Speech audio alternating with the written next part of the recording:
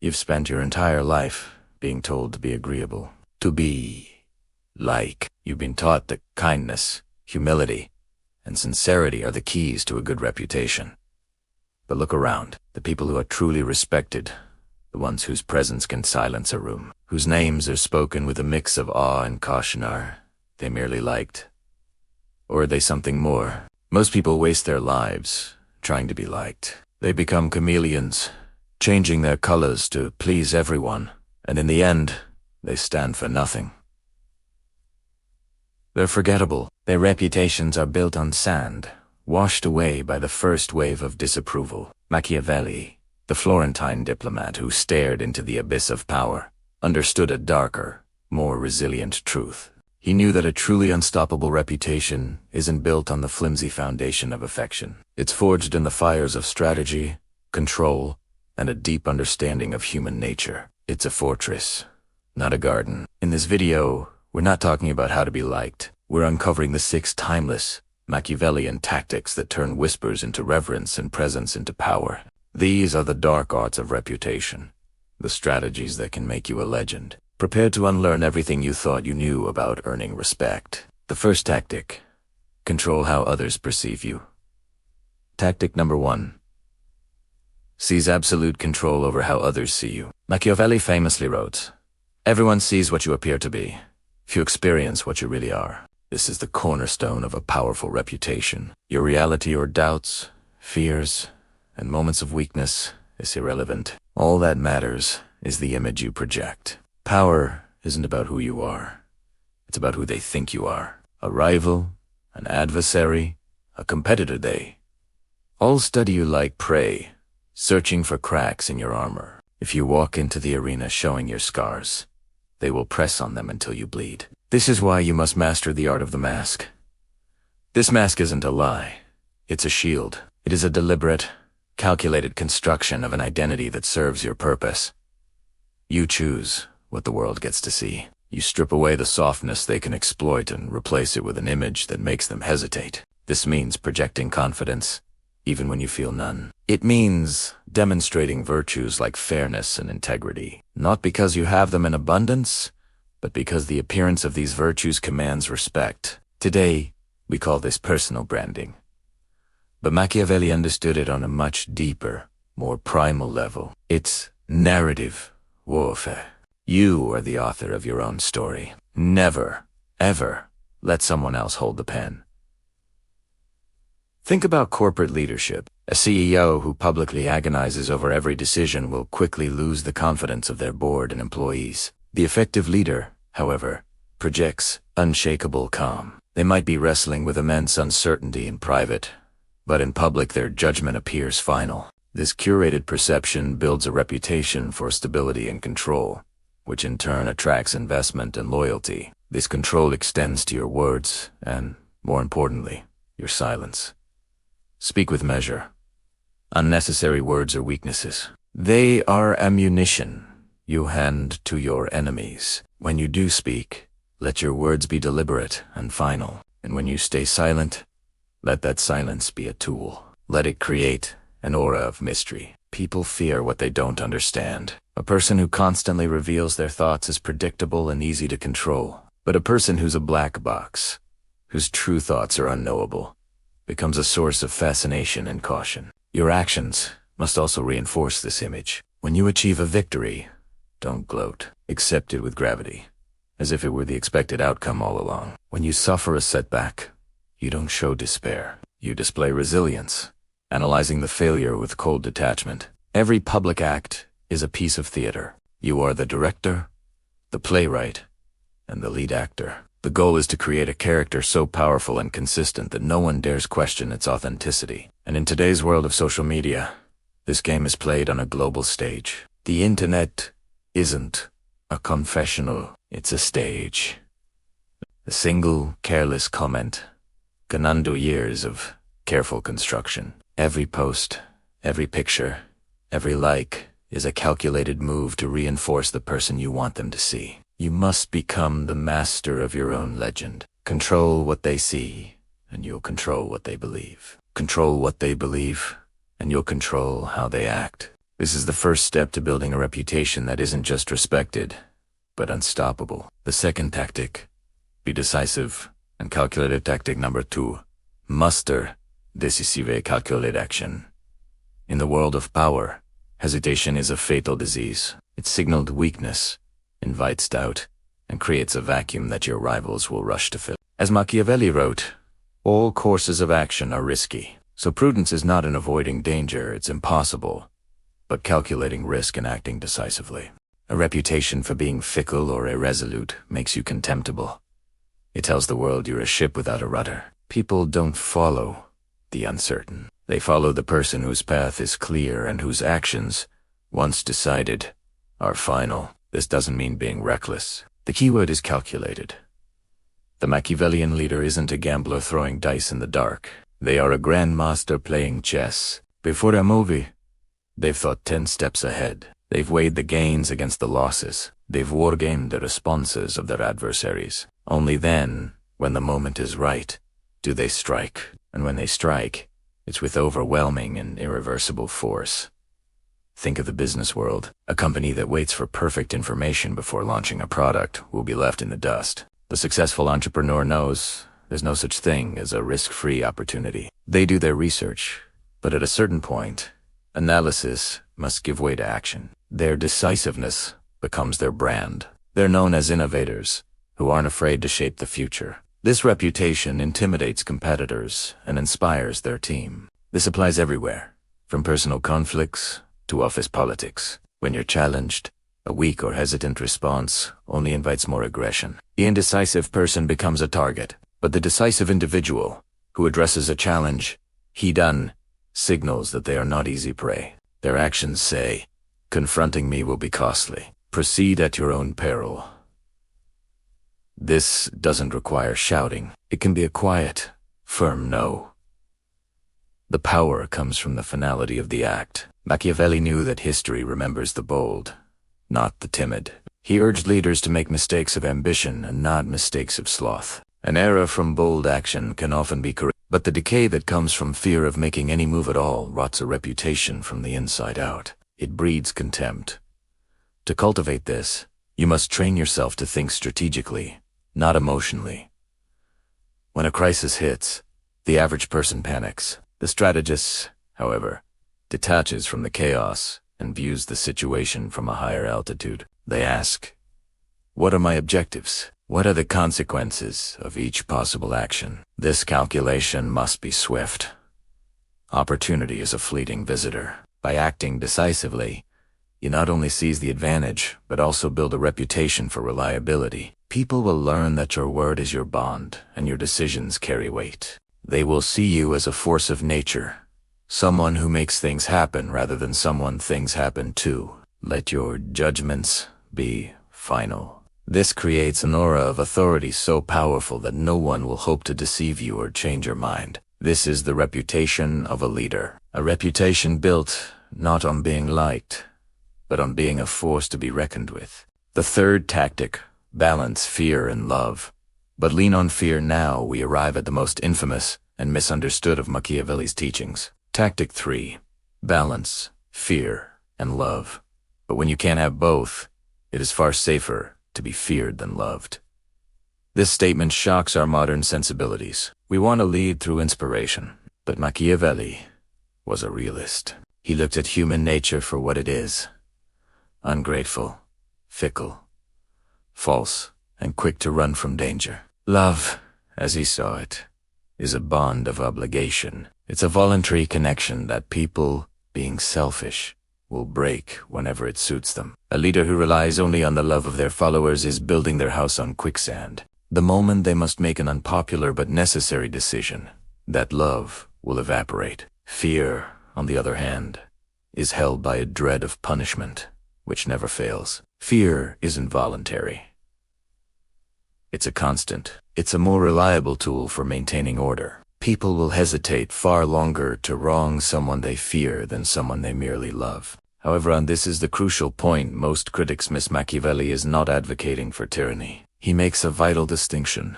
You must be feared, but you must never be hated. Hatred is the poison that destroys a ruler. It breeds rebellion and ruin.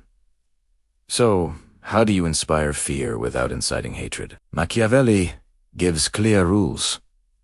First, keep your hands off your people's property and their honor. As long as you don't take their property or their women, you can be feared without being hated. Greed is what turns fear into burning resentment. Second, any cruelty must be well used. This means it should be swift, decisive, and rare. When punishment is necessary, it should be a single, surgical stroke that serves as a powerful example and re-establishes order. A few exemplary punishments are more merciful than allowing disorder to fester, which harms everyone. The leader who is too merciful creates a climate where the unethical thrive. This doesn't earn love. It earns contempt. Consider a modern workplace. A manager, desperate to be liked, avoids difficult conversations and tolerates poor performance. For a while, they're popular, but soon, the high performers grow resentful. Standards slip.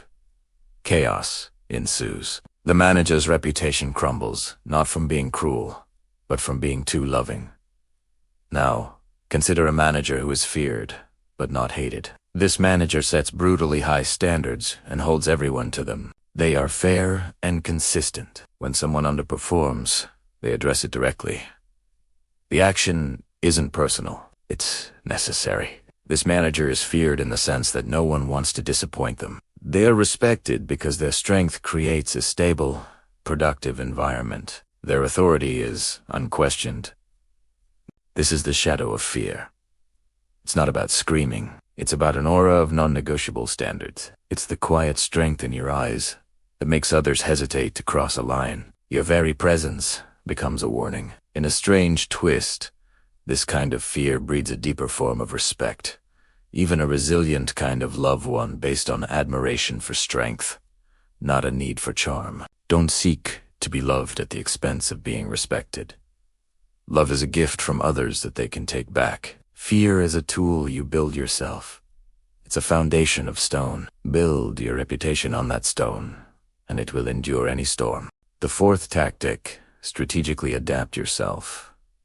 Be the lion in the fox. Tactic 4 is about strategic duality. Machiavelli wrote that a leader must learn to be two beasts, the lion and the fox. The lion cannot protect himself from traps, and the fox cannot defend himself from wolves. One must therefore be a fox to recognize traps, and a lion to frighten wolves. This is a masterclass in adaptability, relying on just one approach, brute force or pure cunning, a recipe for failure. The world is too complex for a one-dimensional strategy. An unstoppable reputation is built on knowing when to roar and when to lay a silent snare.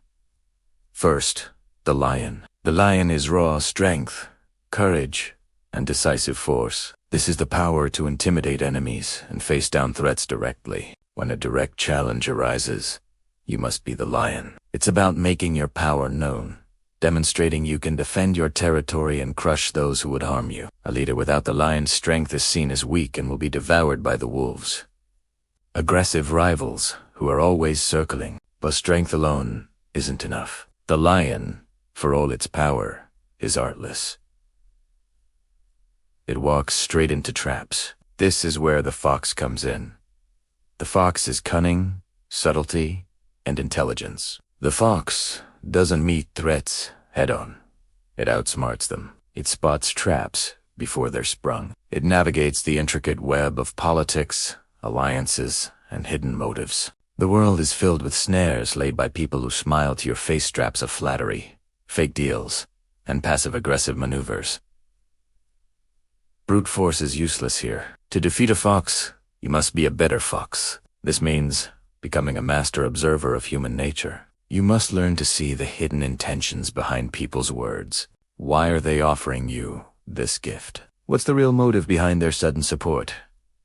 As a fox, you aren't paranoid. You're perceptive. You understand that power is often taken not by force, but by quiet manipulation. In a business negotiation, the lion bangs the table and demands better terms. The fox spends weeks gathering intel on the other party, understanding their weaknesses and internal politics. The fox wins the negotiation before ever entering the room. In office politics, the lion might confront a backstabber,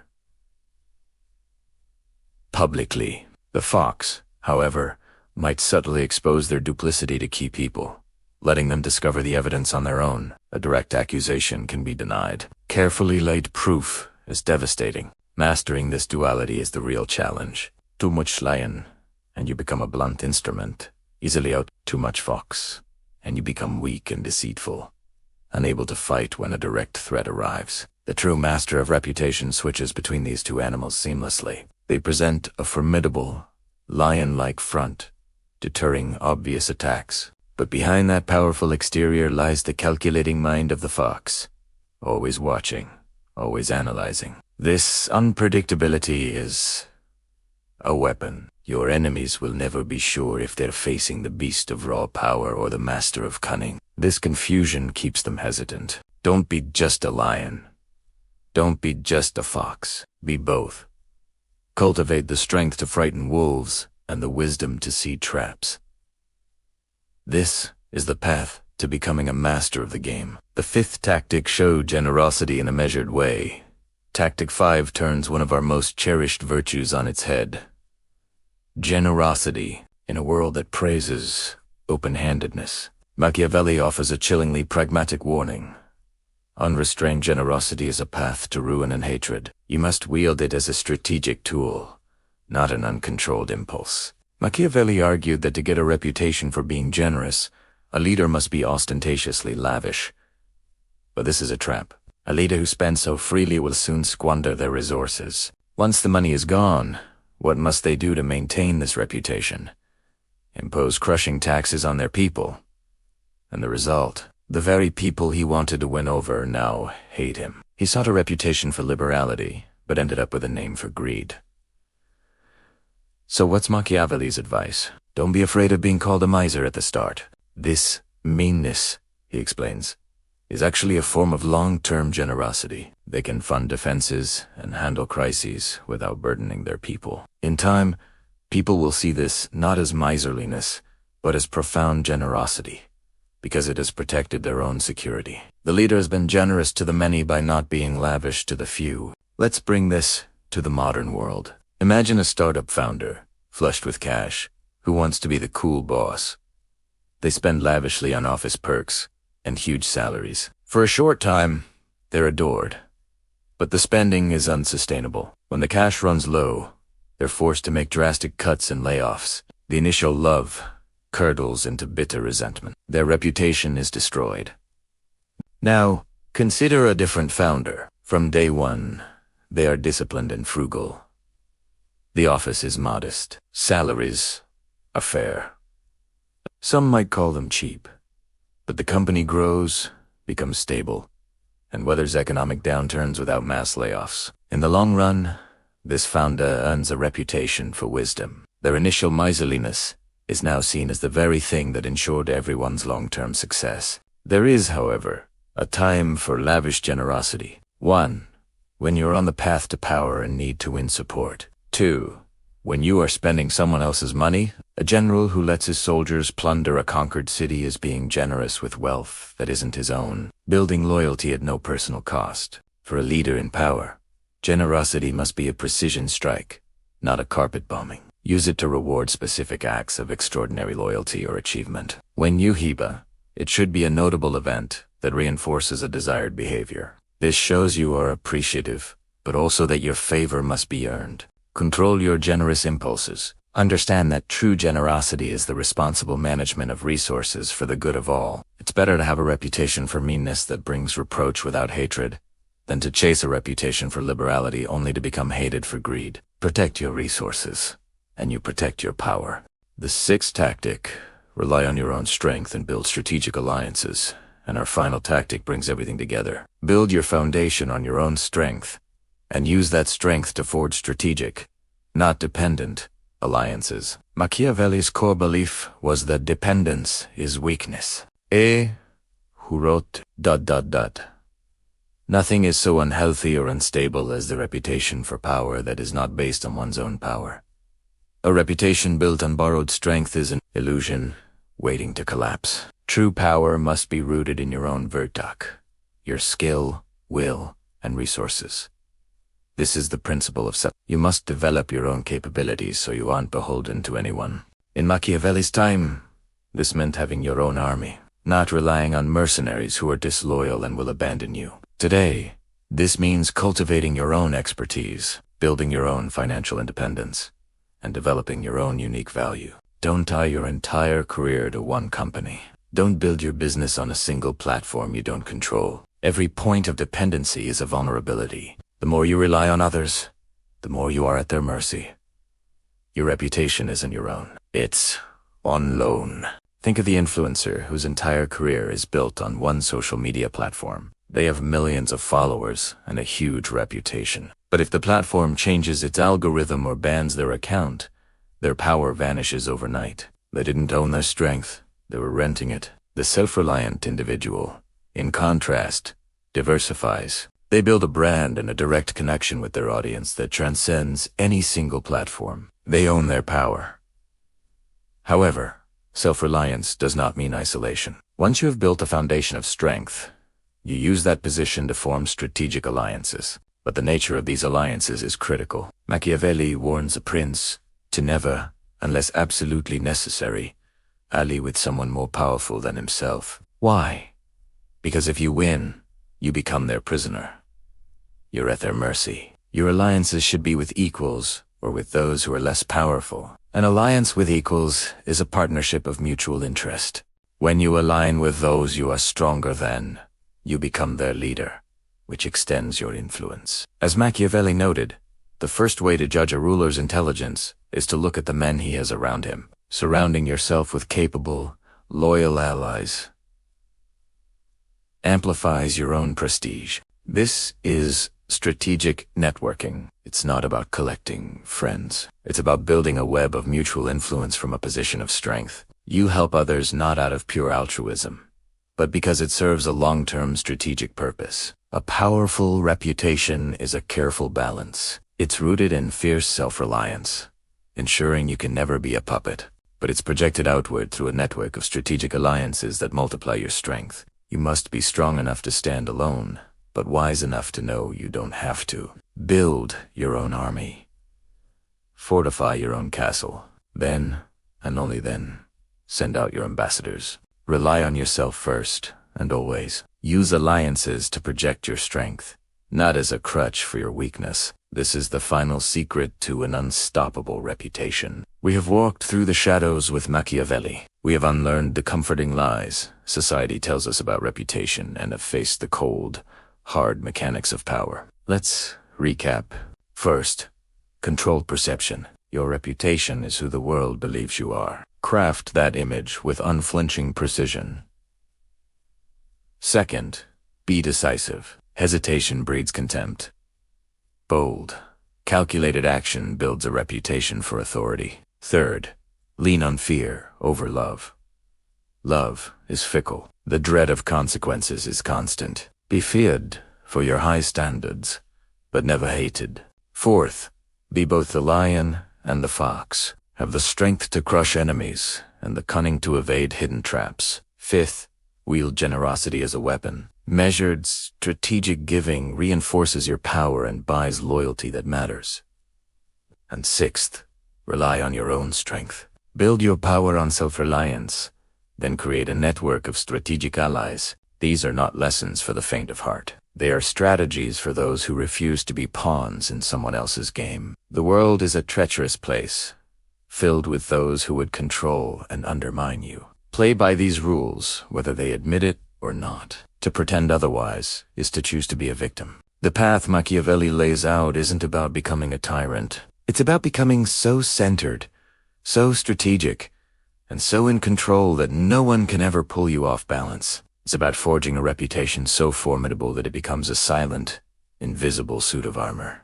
True power isn't found in the approval of the crowd. It's found in the quiet, unshakable respect that your name alone commands. That is an unstoppable reputation. If you've found this exploration of strategy valuable, and you want to continue your journey into the realities of power, then like this video and subscribe to the channel. And now, a question for you. Which of these 6 tactics do you see most often at play in the world around you? In politics, in business, or in your own life? Share your observations in the comments below. The game is always being played. It's time you learn the rules.